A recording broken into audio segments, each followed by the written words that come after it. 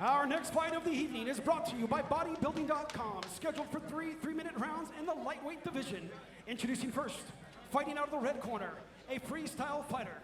He steps into the cage with a record of 3 wins and 1 loss. 1 win coming by way of submission.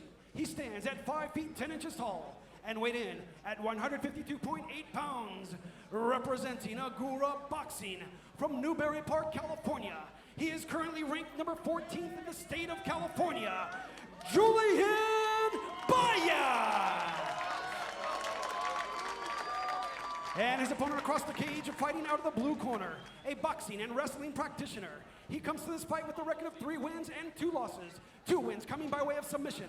He stands at 5 feet 10 inches tall and weighed in officially at 155.6 pounds. He fights and trains with CSW from Los Angeles, California, Matthew Gomez.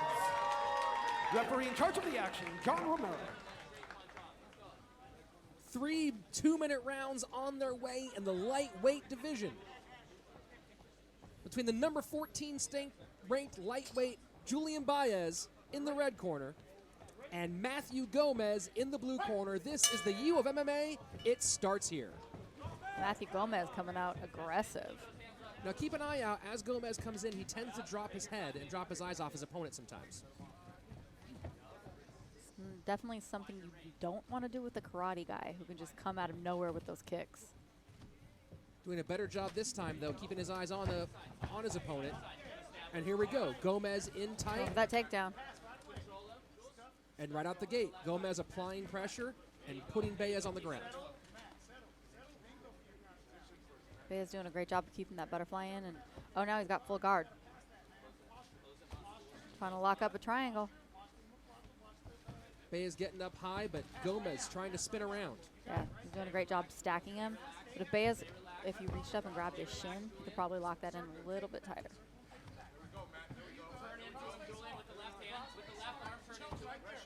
Gomez keeping the pressure on, but now Baez on top. Fantastic reversal. Both of these guys, the grappling is looking great. Julian Baez now in control. Quick note for those of you watching at home, amateurs are not allowed to throw knees to the head.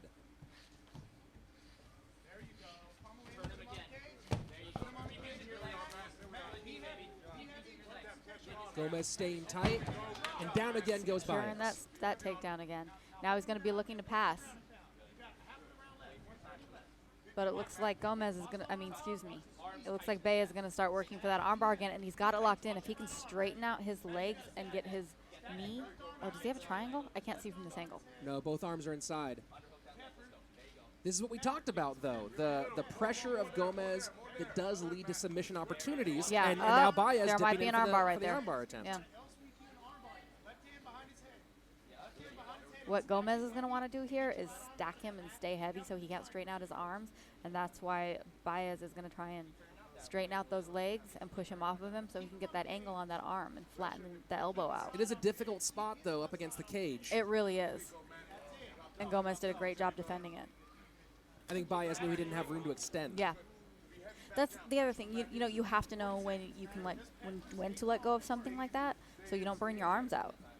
And maybe hopefully putting yourself into a better position by letting go.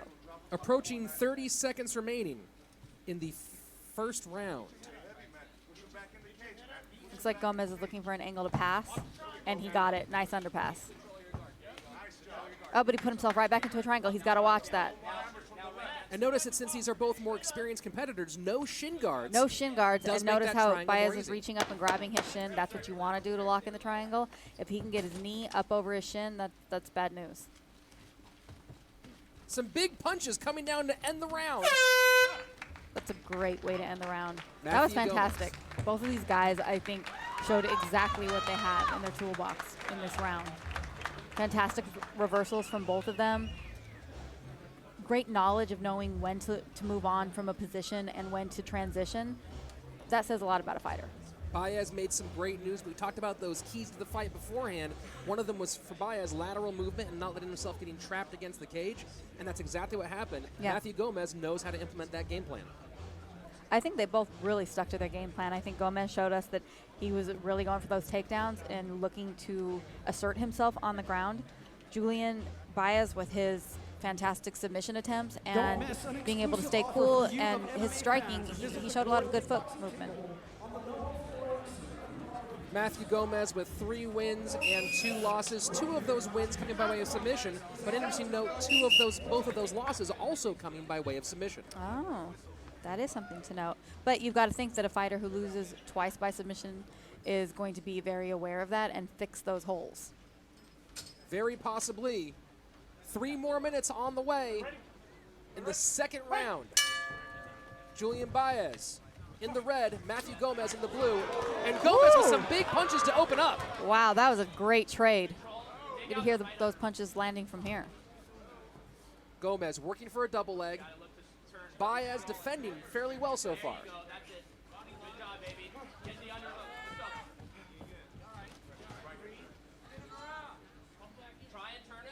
Gomez doing a great job in both rounds of reversing the reversal. Both times against the cage, Baez has switched position and Gomez has rolled with the switch. Yeah. Gomez really wants that takedown, but Baez is doing a great job defending it. Trying to get his hands together, switching from doubles to singles, but Baez now looking to open up. Big right hand from Gomez. Baez with some solid head movement. You know, Gomez is dropping his hands, which could be really dangerous for him. Well, he's been working really hard so far. He has. There could be some fatigue setting in. For sure. And now this is really encouraging for Baez, stuffing the first takedown and looking like he's going to stuff the second as well.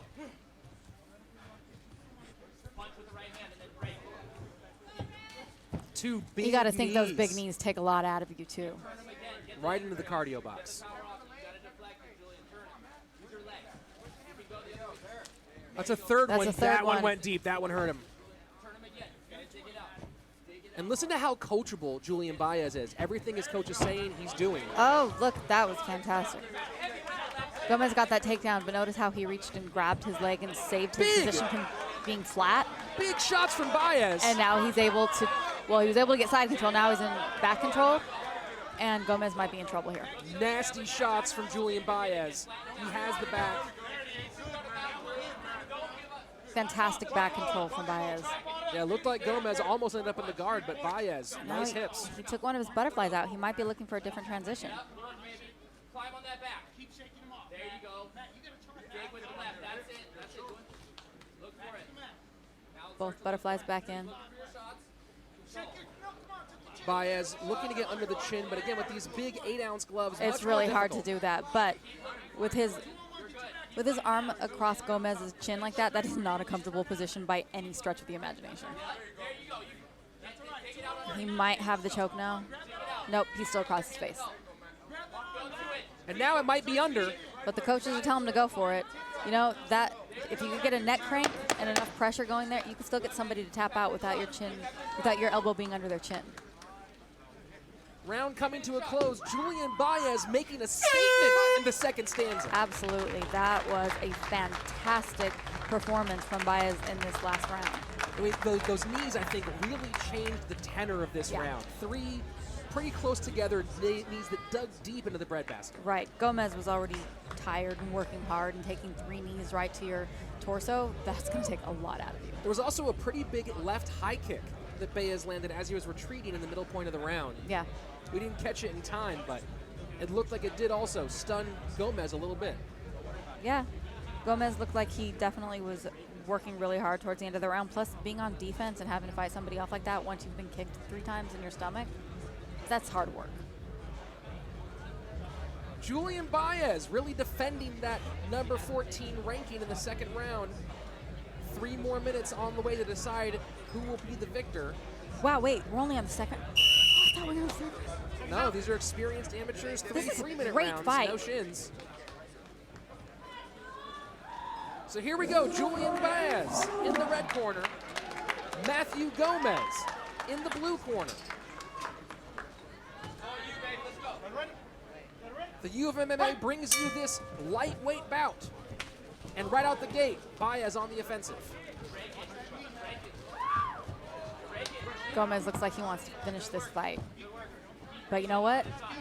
Baez looks like he is fresh still. He does not look tired. Gomez missing a lot, courtesy of Baez head movement. Great exchanges from these guys. Woo! Every single strike coming with bad intentions from both of them. Baez goes high, that one landed. That was a big one, and you know what? Gomez is rocked. Gomez is rocked. Gomez is on roller skates. Can Julian Baez finish this in the He needs third? to capitalize on this. Oh, Gomez is in trouble. That's it. Fantastic block Julian from Baez Baez.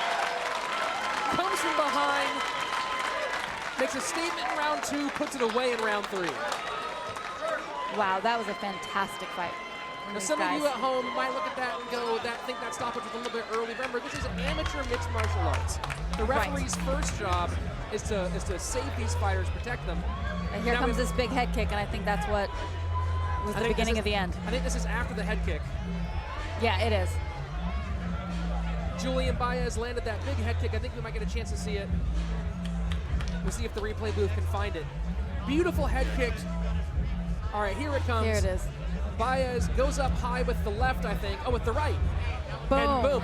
There you see Gomez There it lands is. into it. And that just rocked Gomez. And like I said, that was the beginning of the end. You can see already he's on roller skates. Baez was able to capitalize on that and just finish him.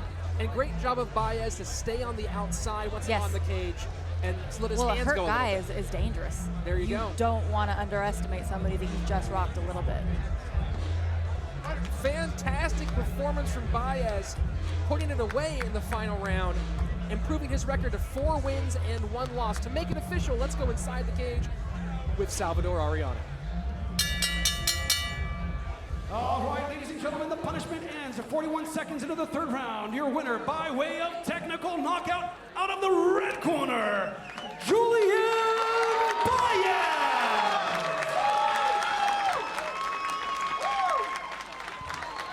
All right, I'm here with your winner, Julian Baez. What an exciting fight.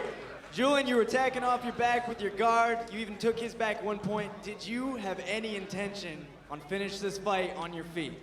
The whole time was the plan was to keep it on the feet the whole time. Second question, are you tired? He was strong, so it took a lot of energy to try to force against his own strength. So he was bigger in there.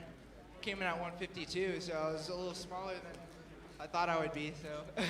Man, you took a lot of shots, but you looked calm and collected in there. How badly were you hurt in that fight?